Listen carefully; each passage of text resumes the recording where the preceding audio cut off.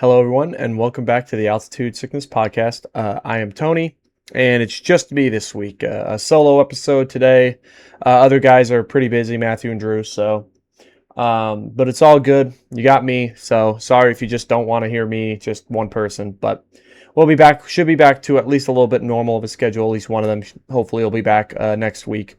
But, life's busy. It is what it is. It don't matter. We're all good. We're going to keep on trucking here. This is episode 30, and we're really in the trade deadline area now. So this is scary. So I don't know if it's by the time the next podcast. I don't remember exactly when the trade deadline is. I believe it's the 3rd this year, which is kind of odd that it's not like the 1st because I'm used to that. So what's today? The 28th. So yeah, I guess by the next podcast, the trade deadline will either be, I don't remember what it is, but it's going to be pretty soon after that, and it may be that day.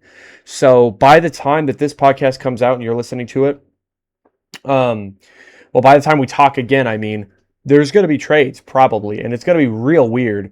And we'll talk about a little bit about that today. But to start, we're going to do the two series, just series recap real quick. These were not great series. And if I'm being honest, I did not watch much of the Brewers series, the second series of the week, because I was out of town and I was doing stuff. But to start off, Rockies lose a series against the Nationals. They host the Nationals at home. In that first game, Freeland and Senzatella were both rough again. Freeland's been pretty bad recently, and Senzatella really has been struggling, and it's really unfortunate because it's just tanking his trade value a bit. But offense goes pretty quiet other than Willie Castro, who had a double and all 3 runs batted in for the Rockies as they lose. Really not much else goes on in this game. It was a pretty boring one. But yeah, second game, Lorenzen, awful again, because that just kind of has been what he's been doing. He's been really bad, and he struggles again in this game. But the bullpen picks him up. Bullpen does really, really well here in the second game. I'm trying to pull up the schedule, or the box score of it, I guess. Let's look here. What was that second game? Yeah, bullpen comes through. They pitch a little over 5 innings, 5 1/3 innings, it looks like here, of scoreless baseball, which is, they pick up Lorenzen, which is what he needed. And the offense just does pretty solid here. Weirdly enough, so first off, Goodman and Moniak home run, including a Moniak home run in the 8th inning to give them the lead, which they would hold on to. 7 different players had RBIs in this game, which I find kind of funny. Carrig also had 3 hits in this game, so absolutely doing great. And Jordan Romano earns another save for the Rockies, he's really been great for the Rockies. And so absolutely love that. And then in the last game, it's one of those classic Rockies blowouts, as Drew would say, it's a Schaefer throw, or however he says it. A Schaefer, what's it called? I don't remember exactly what he calls it, but the Rockies get blown out 8-0 at home. Just absolutely awful. Anytime you score no runs at Coors Field, it's always going to feel brutal. It's unfortunate because Gabe Hughes pitched another pretty solid game here. He went 5 innings, only allowing 1 run with 5 strikeouts. He was absolutely good. But it didn't really matter because the 1 run was all that the Nationals needed to win this game. But just for good measure, just for good measure, Jimmy Herget and Zach Agnos both blow up late in the game, and it just did not matter. And the offense just does absolutely nothing. And that's pretty much all she wrote for that game, which is just how it goes. Seems to be pretty inconsistent offense recently coming out of the gate from the All-Star break. But it is what it is. Then the Rockies go into Milwaukee to take on the Brewers, who they have not played well against for a really long time. They haven't played well against anybody, I get that, but really not the Brewers. It feels like we never even win games.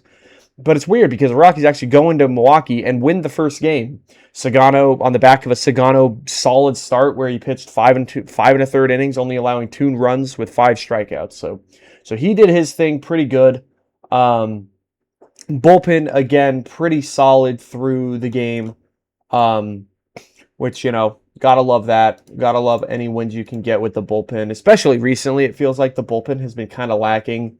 Um, but yeah, they pitched 3 2/3 innings of scoreless ball with Vodnik Senzatella doing well, and then Jordan Romano earning another save. Um, I believe that making it 4. I believe that's his 4th save for the Rockies this year already, which is just really, really good stuff. Let me check a look real quick. I'd like to see because it's pretty funny. Yeah, so far, let's look here. Come on, pull it up. All right, here we go. With Colorado, he has a 1.35 ERA, granted in only 6 1/3 innings, but I mean he's earned 4 saves. He's four. I think he's not 4 for 4. Oh no, no, he's not 4 for 4. But I mean, you gotta love that. He has been absolutely dynamite for the Rockies. Um, after being god awful for LA for the Angels earlier this year, so he's been very, very good for the Rockies so far. And I do not foresee him getting traded because I don't know if other teams are really going to want him just because it's not a big sample size. And he has not been good for quite a few years. But I'd like to see. You never know. You never know what's going to happen with how the Rockies are going to manage this trade deadline. They may go about looking to trade him, but who knows? Um, But that was that first game. Offense was pretty good too. Both Carrick and Rumfield have 2 hits there. Very, very good stuff. Solid game overall from the offense. And then unfortunately, these next two, not as much.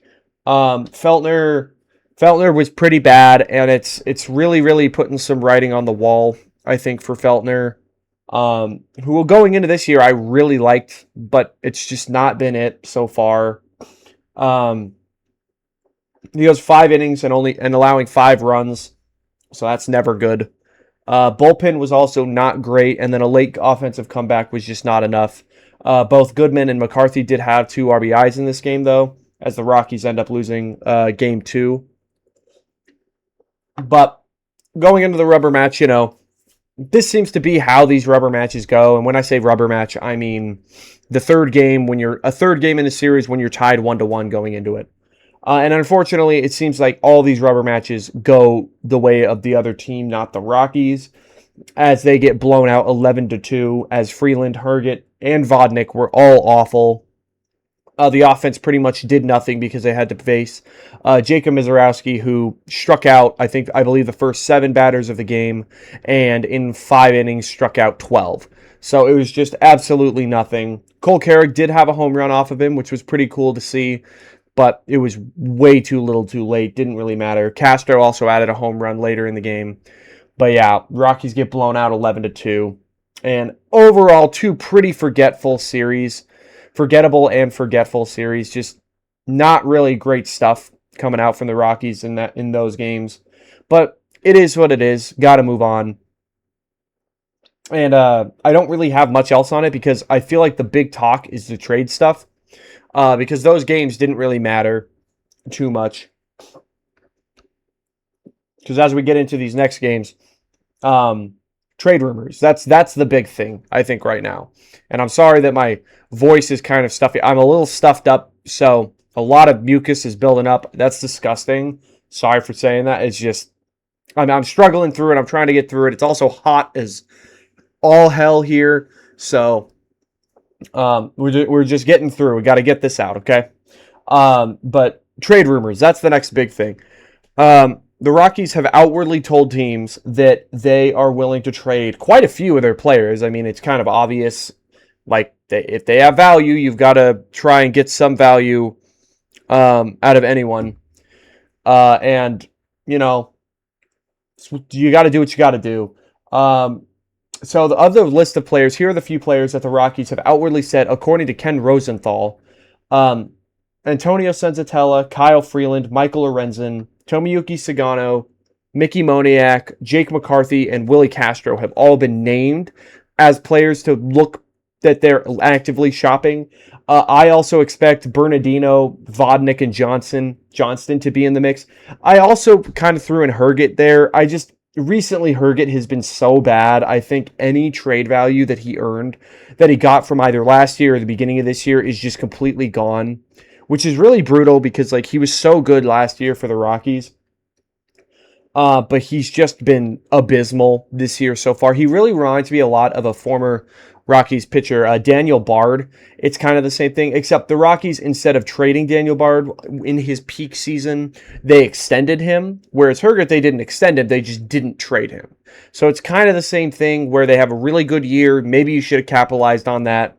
They didn't, and it's kind of blowing up in their face right now. But it is what it is. Rockies not trading people and it blowing up in their faces. I feel like that happens pretty often, especially with the last front office.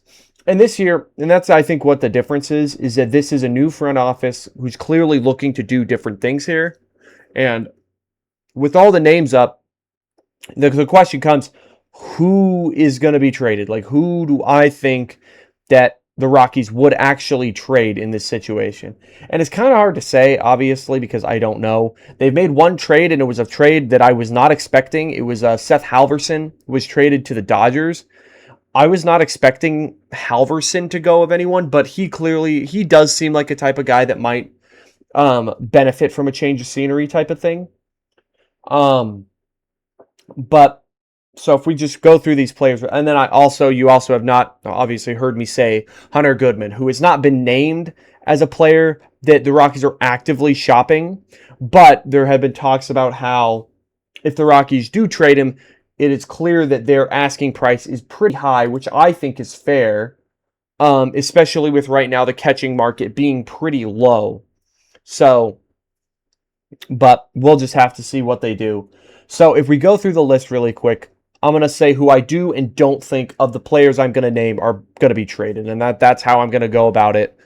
Not necessarily to a team. I don't know for sure who they would go to. But these are the players that I think that will be traded from the Rockies. So start off, Antonio Senzatella. While I've talked about how I think that his stock is going down by the minute, it feels, which is really, really annoying, honestly, because I feel like he had a chance to be the big case to be traded here.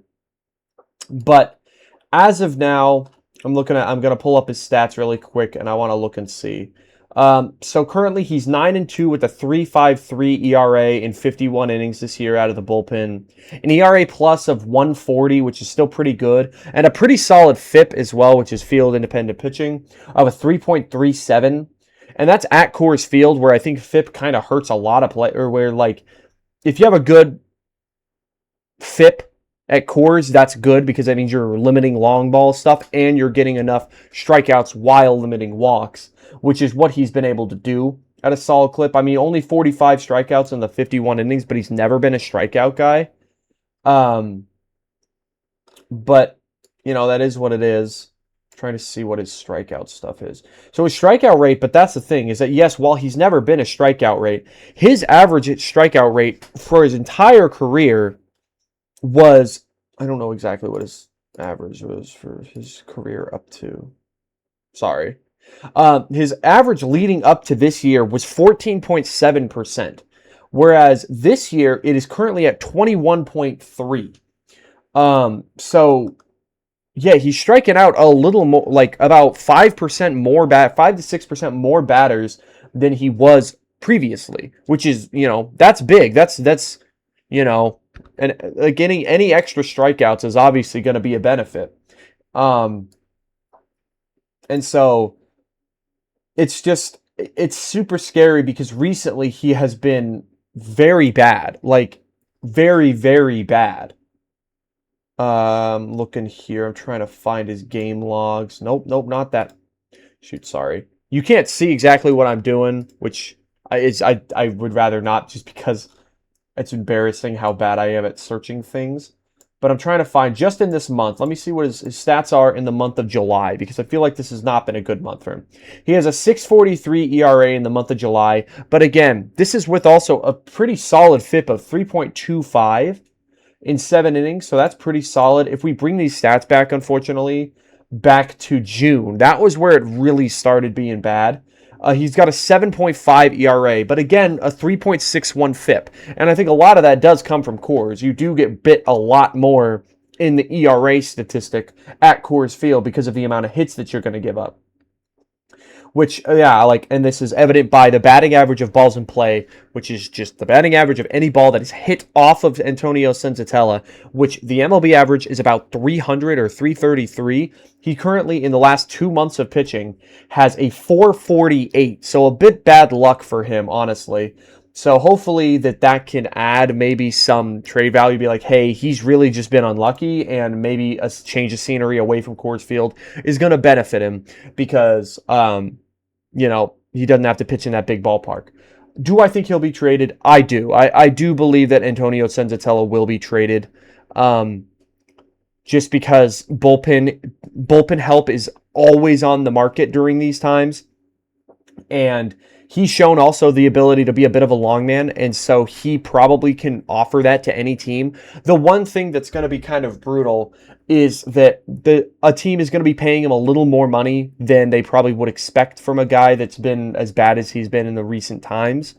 But I do expect him to go, but it is what it is. So next up I have is Kyle Freeland, and then I'll honestly loop in Michael Lorenzen in this.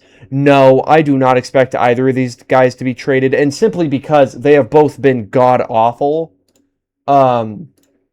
I feel like I don't really need to go into it because it's felt like every single game or every single podcast that we've talked about in the last 2 months has been about how at some point we've talked about how both Freeland and Michael Lorenzen have just been really, really bad. And I was very shocked by the Kyle Freeland talking because, like, again, I don't really expect him to go because I don't know if there's any value. He currently has a 6.79 ERA in his last, it's just all year. I kind of forgot how bad he's been this year. He has a 7.34 ERA. There really, to me, is no benefit in getting him right now because he's not even at a point where he's not going to lose you a game. He's actively losing the Rockies games with how bad he's been pitching. And I think the same thing can be said about Michael Lorenzen. So I really don't feel that I need to go too far in depth with these two. I think it's pretty clear that they're not going to be traded. Now, one guy that I do think has a bigger chance is Tomoyuki Sagano. So, obviously, I think raw numbers, just face level, are pretty not great. He's got a 4.69 ERA. Does not really strike a lot of guys out either. Let's look here. A FIP of 5.74, so he gets bit by the FIP bug a lot. But that's basically all because he just gives up home runs. That's been his problem, is that he gives up a lot of home runs. I'm trying to see how many home runs he's given up. He's given up 20 home runs this year already, which is kind of insane. But I do think a majority of those are solo shots. That's kind of what he's been, is a solo shot machine. Which is kind of insane, but, it is what it is. Not a lot of strikeouts. 56 strikeouts in 96 innings pitched. That is a pretty low strikeout. That's a 13.8% strikeout rate where the MLB average is about 22. So that's really low. But I think a big thing here, he's got an ERA plus currently of 105, so he's 5% better than the league average pitcher. I do think that he can fill a role and in the back of the rotation of a playoff team as a guy that, we've talked about this like every week. He is not someone that is going to actively go out there and lose the Rockies a game. He gives them a chance to win every single time he goes out. I think every game that he's pitched, it's felt like in the last 2 months, has been a 5 inning of 2 runs or a 6 inning of 3 runs. Like, other than he's had 2 pretty bad blow-up games, but in the last month and a half to 2 months, it's been 2 runs over 5 innings, 2 runs over 6 2/3, 3 runs over 4 2/3, 2 runs, 3 runs. There was a 6 run there, the 1 run over 6 innings, but then there was a 7 run, but then 3 2 in this month. So he has been pretty just solid throughout the year, and I do expect him to be moved. I think that he will. Simply because he can fill a solid enough role for another team. So That's what I'm expecting. I expect Sagano to be traded. I gotta drink a little bit of water. I'm only talking today, so it's just me. So bear with me here. Next up, now we're getting into some position players here. We got Mickey Moniak. So it's very interesting because there's the two players right now that I think a lot of Rockies fans are trying to see who they'd rather see traded, or if either. It's Moniak and McCarthy.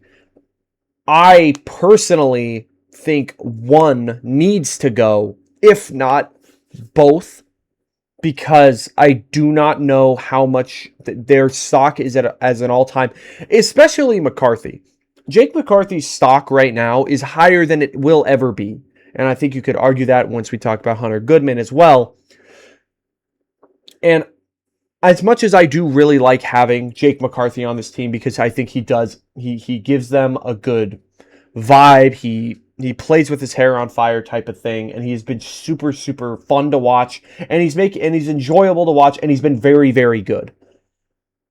And it's just interesting because it's like, what do you do with it? Let's see what his stats. I mean, he's hitting almost 300 this year with an 842 OPS, an OPS plus of 117 even at Coors Field. That's pretty solid. He fills in a good role, I think, for teams. I think he can. Looking up his stats real quick. And then another thing that's pretty interesting is that his splits. He's actually pretty solid against lefties. He's actually better against lefties than he is righties. He has a 940 OPS with 2 home runs, 3 triples, and 5 doubles. And he's hitting almost 350 against lefties right now. And I mean, even righties, he's hitting a solid 807 OPS with a 280 batting average. So I think that he has a solid chance to be a good platoon bat for a playoff team that also has elite speed. I think he absolutely can fill that void. Now, I think some big questions with him is that he doesn't really hit the ball hard. So I think he does benefit a lot from a vast outfield at Coors Field. I think that is fair to say for him. I also think his fielding is just not great. He is an average at best fielder. But I do expect him to get traded. I think if I were to bet either Moniak or McCarthy, I would bet McCarthy to be traded. But checking out Moniak's stuff here, he has been pretty similar. Unfortunately, he lost a lot of time with injury, and he has not been amazing since coming back. But he's grades out to be about the same defensively. So they both are subpar defenders that he has solid base running, where Jake McCarthy has elite base running, but Moniak has better power. He has a lot more power than McCarthy does. And again, but here's the difference here. The big difference between McCarthy and Moniak is probably going to be strictly a platoon bat for righties. He has a 621 OPS against lefties, and that's only, again, in 49 plate appearances.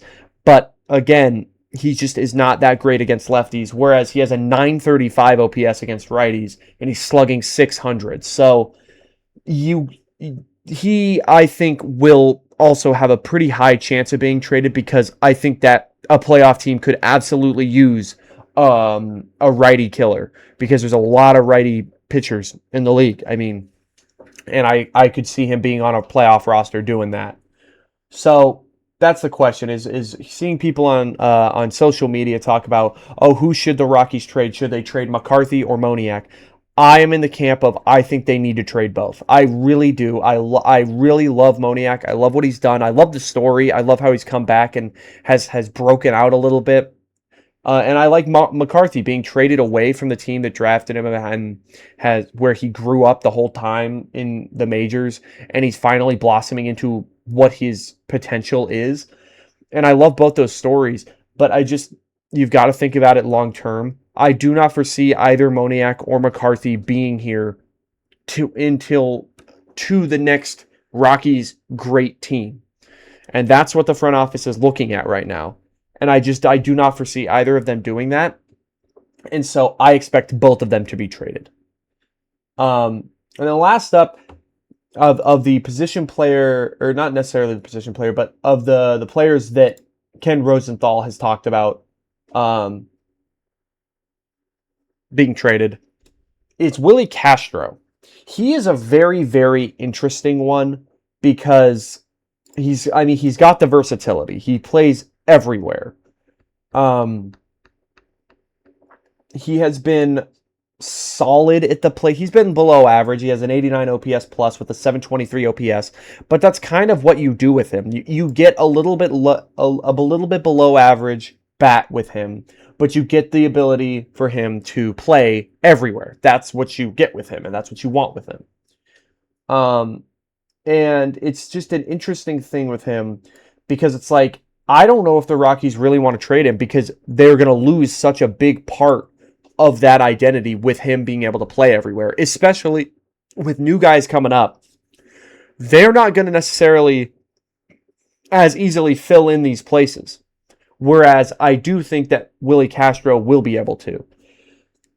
Now, that being said, could he do that for a playoff team? I think absolutely. I think he could do that. And it's just a matter of if the Rockies want to like pursue that, which I don't know what they're going to want to pursue. Looking at his stats, he's pretty, because he's obviously a switch hitter. He's pretty similar, righty lefty. He hits a little bit more average against lefties, but he's got a bit more power for right-handed pitching. So it's just interesting. Unfortunately, he, as many players are, and I didn't really talk about this with Moniak or McCarthy. He's a very much so kind of a Coors merchant right now. Nearly an 800 OPS at home, whereas hitting 650 650 OPS on the road. So that's a little hard to, push. But at the same time, if a team is looking for that defensive utility for from a veteran switch hitter as well, there is a lot of value in that. And so it's just a matter of, do I think he'll be traded? I don't think that Willie Castro will be traded because he also has one more year on his deal as well. So I do not think he'll be traded because I think that a team would have to give up a decent amount for him. And I do not foresee that happening. So, but it is what it is. And then the players that I'm expecting. I expect Bernardino. I do expect him to get traded because he has been lights out. I mean, arguably at this point, he has been our best pitcher, our best bullpen guy out because it was Senzatella, but now, I mean, Bernardino has turned it on. He now currently has a 2.74 ERA in 42 and a third innings. He's got a 178. No. Wrong stat. He has a 181 ERA plus. He's currently outperforming every other year that in his career. He has a 316 FIP. He has just been absolutely dynamite, and I do expect him to get traded. And I'd like that because I think it'd be cool for him to get back on a postseason team and show what he's got like in the tank. The big thing, not a big strikeout guy again. He's got an 18.5% strikeout rate, but only a 6.7% walk rate, so he does not walk a lot of guys. He does not allow hard contact. That's his big thing too. That's why. Why he doesn't strike guys out is because he gets people to wave at balls and hit them off the end of the bat, get a lot of weak contact, very low barrel rate and low hard hit rate. And again, I think on top of everything, he's a lefty. I mean, lefty bullpen is just so needed in so many different corners of the baseball world that I do expect him to be traded. And it would leave us without a lefty, which would stink. But at the same time, this team, you can't be looking at what our success is going to be this year, because that's just not, that isn't what matters right now. What matters is getting the success in the next few years. And so I do expect Bernardino to get traded. Next up, Jimmy Herget. I do not think that Jimmy Herget's going to get traded. He has been really, really bad this year, especially after coming back from, I believe it was either the bereavement list. It was some list. He was hurt, and then he came back from some other list. And since then, he has just unfortunately been god-awful. Looking at his stats, if this would load. Okay, well, it's just not loading now, so that's cool. There we go. Yeah, he doesn't even have qualification for a lot of stuff, baseball savant stuff, but currently he has a 6.43 ERA with a 171 WHIP. So I really would be shocked if anyone really wants him because he's just lost all of his trade value. Um, so I don't think he's going to get traded. He does have a decently higher no, he's on pace for his normal strikeout rate. Never mind, I thought it was a little bit higher, but it really isn't. Um, I don't think he's gonna get traded just because he's been so bad. And I think the same thing can be said about Victor Vodnik. I think Vodnik, weirdly enough, for how hard Victor Vodnik throws the ball, he does not strike guys out, which is really odd to me because he can hit like 98 with movement too, but does not strike out guys at all. Yeah, he has a 96 percentile fastball velocity, yet a 15.5% strikeout rate, which is just absolutely insane. And a main reason why is because this dude is a ground ball machine. He currently has a 55.9% ground ball rate, which is kind of crazy. And that's, I think, probably just from his fastball, just being able to get some induced vertical break here. Yeah. But it's just really hard because he allows a lot of hits. That's his biggest problem. Allows a lot of hits, and also he is walking a ton of guys right now. He currently is walking 12.3% of batters he's facing, which is just not good. MLB average right now is 8.4. So just not what you want to see. And so I do not think he'll be traded. I think I'd be pretty shocked. Um, and the last up on my list here, I have Troy Johnston. It's kind of weird because Troy Johnston, as we all know, he is really not good in the field. He is like, and that seems to be the same thing with McCarthy and Moniak. We have three lefties right now that are subpar in the field. The difference is that Moniak and McCarthy have enough offensive power or speed to make up for those defensive woes. Whereas Troy Johnston, pretty much all he's got for him is that he hits for average, which you like that. He's hitting 289 currently right now, and he's about a league average bat right now. He doesn't show a lot of powers. He does have 24 doubles though. He takes advantage of the gaps for sure, but only 3 home runs. Not a huge but he does also walk a solid amount. He's got a 358 on base percentage. He's got 30 walks to 57 strikeouts, so he's also got a lower strikeout rate as well, which is what you like to see. But I think I would be pretty shocked if he was traded just because I don't know if there's that much value in him right now.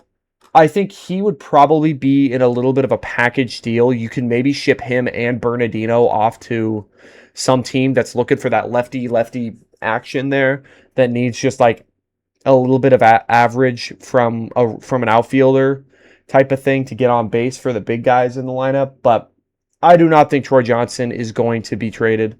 So, but yeah, so the players that I do believe are going to be traded, I think, are Senzatella, I think Sagano, and then I think Moniak, McCarthy, and Bernardino. So those are who I think are going to be traded, or at least who I think should be traded.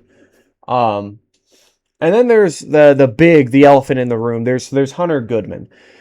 Currently, there is not a huge catching market, especially with Shea Langoliers, the catcher for the Athletics, going down with a torn meniscus for the rest of the season. It's really difficult because this is now Hunter Goodman has never had a higher stock. His stock is at an all-time high. And so the question that I see a lot of people talk about, and it is the question, is do the Rockies see him in their future plans? Do they see him being on their next big team, on their next good team? Which it sounds like that's going to be 2028 and 2029 are when the Rockies are looking to compete again. Do they foresee Hunter Goodman being on the team at that point? It's hard to say. I'm trying to pull up. Hold on, I'm looking up Hunter Goodman's